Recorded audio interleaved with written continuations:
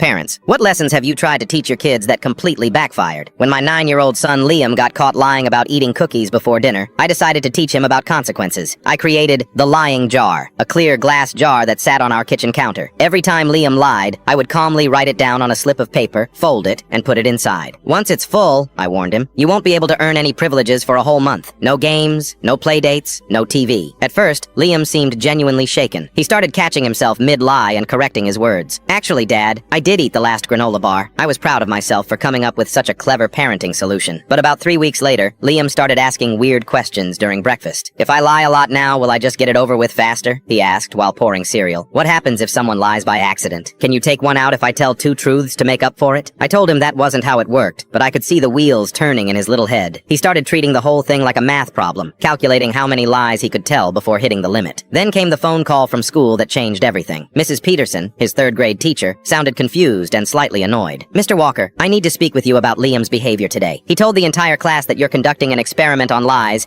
and that he's trying to fill up a jar as fast as possible to see what happens. My stomach dropped. What else did he say? Well, he encouraged 3 of his classmates to help him test the limits by lying on purpose. They spent recess making up ridiculous stories like claiming they were secretly robots or that their pets could fly to the moon. But it got worse. Much worse. He also created 2 jars in our classroom, Mrs. Peterson continued. One for himself and one for me. When I asked him why, he said he wanted to see who lies more because he thinks adults just hide it better than kids do. The next day, I had to sit through the most awkward parent-teacher conference of my life. The principal, Mrs. Davis, looked at me like I was some kind of psychological experiment gone wrong. So let me understand this correctly, she said, folding her hands on her desk. Your son now believes that lying is just a numbers game, and he's turned honesty into a competitive sport? I nodded miserably while Liam sat next to me, completely unbothered. He had brought a notebook where he was tracking not just his own lies, but everyone else's too. Teachers, classmates, even the lunch lady when she said the meatloaf was delicious. Yesterday he told me that I probably lie about 20 times a day without realizing it, Mrs. Peterson added. Then he started listing examples, like when I said good morning but didn't really mean it because I looked tired. The worst part came when Liam raised his hand during the meeting. Can I ask you guys something? If lying is so bad, why do grown-ups do it all the time? Like when Dad says we're leaving in 5 minutes but we actually leave in 15? Or when you tell kids their artwork is beautiful even when it's obviously not? The principal and teacher exchanged uncomfortable glances. My 9-year-old had somehow turned my moral lesson into a full-blown philosophical investigation that was making adults question their own behavior. He's not wrong, Mrs. Peterson whispered to me. I did say Tommy's finger painting was lovely yesterday when it honestly looked like a mud puddle. By the time we got home, Liam had already started phase 2 of his project. He wanted to expand his research to include the whole family. Mom lies about liking Dad's cooking, he announced at dinner, and Dad lies about not being tired when he falls asleep on the couch every night. My wife stared at me across the table. What exactly did you teach our son? Instead of learning that lying was wrong, Liam had become a tiny detective who now questioned every single thing any adult told him.